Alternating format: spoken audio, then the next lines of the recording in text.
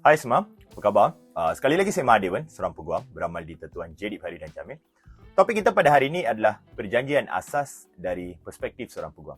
Mula-mula sekali tuan-tuan dan puan, sebelum saya teruskan, ini adalah satu topik biasanya untuk pelajar undang-undang, ini adalah satu topik yang sangat asas. Ini adalah sesuatu yang biasa akan diajar mula-mula sekali bila seseorang ini masuk kepada kelas undang-undang ataupun sekolah undang-undang dan sebagainya. So hari ini saya akan terangkan mengapa benda ni diajar sebagai satu asas dan kenapa asas ini adalah sesuatu yang sangat penting untuk orang umum. So saya akan teruskan, saya akan terangkan kenapa pendapat saya adalah asas ini adalah sesuatu yang sangat relevan untuk kehidupan seharian kita. Mula-mula sekali bila kita kata satu perjanjian asas ataupun satu kontrak asas, mula-mula sekali kena ada elemen tawaran atau dalam bahasa Inggeris kita sebutnya sebagai offer. Tawaran ni apa maksud dia? Contoh, kamu pergi kedai runcit. Kamu tengok barang tu dia ada harga, mungkin tin Milo. Tin Milo harga yang diletakkan dekat situ RM10. So kamu ambil tin Milo ni, kamu pergi kepada kaunter. Bila kamu pergi kepada kaunter, kamu kata kamu nak beli tin Milo ni. Maksudnya, kamu membuat satu tawaran kepada pemilik kedai tersebut. So bila kamu buat satu tawaran kepada pemilik kedai tersebut, pemilik kedai akan membuat keputusan untuk menerima tawaran kamu atau tidak. Ini yang orang ramai tak faham. Orang berpendapat, bila pergi kedai, barang tu atas shelf atau atas rak. Bila kamu ambil barang tu, kamu berpendapat, ramai orang awam yang berpendapat bahawa bila kamu dah ambil barang tu, kamu bagi dia duit, pemilik kedai tu harus jual item tersebut kepada kamu. Dan kamu kena tahu, ini adalah satu anggapan yang salah. Kerana pemilik kedai ada hak yang mutlak untuk menentukan sama ada mereka ingin menjual item tersebut kepada kamu atau tidak. Ini kamu kena tahu. So kamu jangan membuat andaian bahawa selagi mana kamu ambil item itu, kamu bagi duit yang diminta, benda itu ataupun item itu akan menjadi hak kamu. Bukan. Satu perjanjian yang sah hanya lengkap bila ada tawaran. So bila kamu bagi item ni dekat kaunter, maksudnya kamu buat tawaran. Tapi hak mutlak untuk membuat penerimaan adalah pada pemilik kedai. So sekarang ni kita dah tahu, saya dah terangkan mengenai tawaran. So sekarang ni bila kita dah sebut pasal tawaran, tadi saya ada menyentuh sedikit pasal penerimaan. So apa contoh penerimaan pula?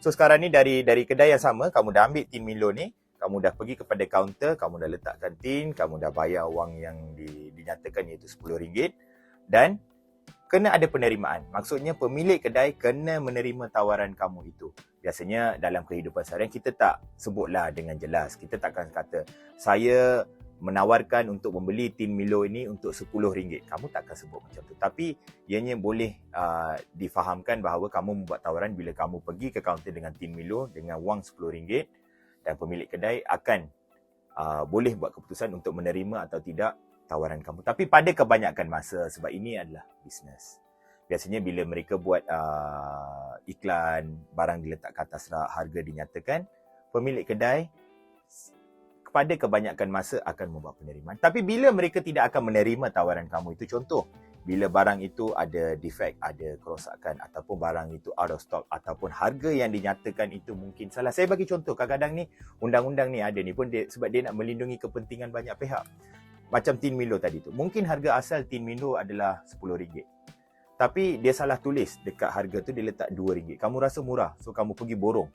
Kamu borong habis 20 tin, 200 tin. Kamu borong habis. Lepas tu kamu nak paksa pemilik kedai ni untuk menjual tin Milo ni untuk harga RM2. Sebab itu penerimaan terakhir adalah pada penjual.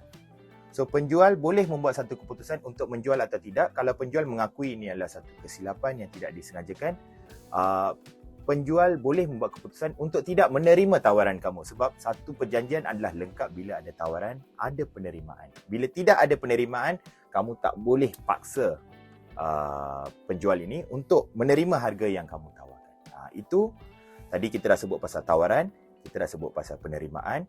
Poin kita yang penting untuk melengkapkan satu transaksi adalah kena ada melibatkan nilai.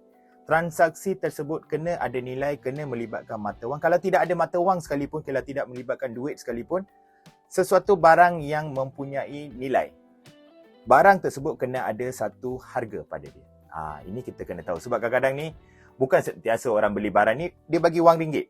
kadang-kadang bukan wang ringgit. Kadang-kadang zaman sekarang ni istilah swap adalah sesuatu yang biasa. Itu boleh dibenarkan sebab barang yang kamu tawarkan untuk mendapatkan barang yang kamu nak tu ada nilai.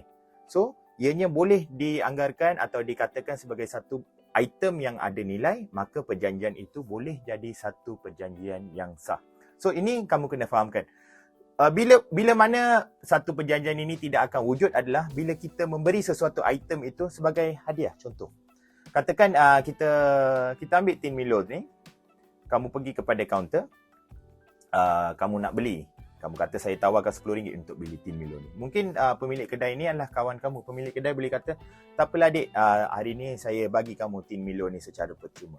So bila tin ni diberikan secara percuma, maksudnya tin Milo ni dikategorikan sebagai satu hadiah kepada kamu. So bila kita kata ianya diberikan sebagai satu hadiah, then kita tak boleh kata ada satu perjanjian sebab tidak ada perjanjian. Sebab kamu mendapatkan item ini secara percuma. So bila kita kata item ini diberikan secara hadiah, maksudnya kamu tidak ada ataupun kamu tidak menepati elemen-elemen asas dalam kontrak. Dan bila tidak menepati elemen-elemen asas dalam kontrak, kamu tak bolehlah nak saman menyaman semua ni. Tak boleh sebab ianya diberikan kepada kamu sebagai hadiah. Bila kamu beli, kamu bayar harga. Kalau ada problem dengan item ni, bolehlah kamu ambil tindakan. Jika item ini diberikan kepada kamu dan kamu tidak membayar apa-apa, item ini akan dikategorikan sebagai hadiah. Dan bila ianya dikategorikan sebagai hadiah, then kita tak bolehlah nak menyebut, nak pergi saman, nak ni, nak tu, kata saya tak puas hati dengan hadiah ni. Dah nama hadiah, kamu tak bayar apa-apa. So, kamu tak boleh buat apa-apa. Dan lagi satu yang penting, bila kita sebut pasal nilai ni, yang lagi satu, apa yang kamu kena tahu, kadang-kadang ni nilai yang kita bayar ni adalah jauh lebih rendah daripada harga asal. Mungkin kita tak tahu, terutamanya dalam barang second hand. Mungkin kamu nak beli kereta. Mungkin kereta ni kita tahu harga pasaran RM80,000. Tapi penjual ni dia nak jualkan kepada kamu untuk harga RM60,000. Selagi mana ada nilai, itu adalah satu perjanjian yang sah. So kita tak boleh kata perjanjian ni tidak sah kerana kita bayar lebih rendah daripada nilai sebenar item tersebut. Nilai adalah ditentukan oleh penjual. Selagi mana ada nilai, sebagaimana rendah sekalipun, ianya akan menjadi satu perjanjian yang sah dan ini kita kena ingat. Yang poin kita yang seterusnya, perjanjian lisan adalah diterima. Ini kita kena tahu ya. Sebab ramai beranggapan bila ada perjanjian, kamu kena buat kontrak. Tak ada. Kamu pergi supermarket, kamu pergi Tesco, Giant, semua ni. Mana ada dia bagi kamu perjanjian apa benda? Tak ada. Perjanjian boleh dibuat secara lisan dengan syarat kamu menepati semua kehendak-kehendak kontrak macam yang saya nyatakan tadi. Ini kamu kena tahulah. Dan poin kita yang terakhir untuk hari ini adalah bila kamu buat perjanjian, pastikan perjanjian ini adalah untuk membeli item-item yang sah di sisi undang-undang. Saya bagi contoh lah. Okay, katakan sekarang ni saya buat satu perjanjian untuk mengedar dadah.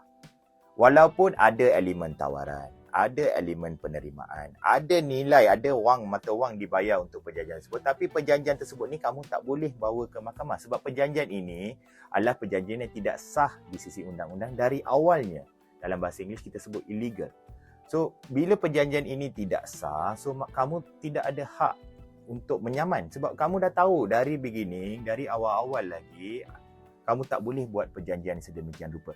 Bila saya bagi contoh dadah ni, ianya adalah senang lah. Tapi kadang-kadang ni, tak semestinya perjanjian ini akan melibatkan barang-barang yang black or white ataupun putih atau hitam yang kita tahu. Kadang-kadang ni mungkin perjanjian untuk membeli barang kripto ataupun NFT.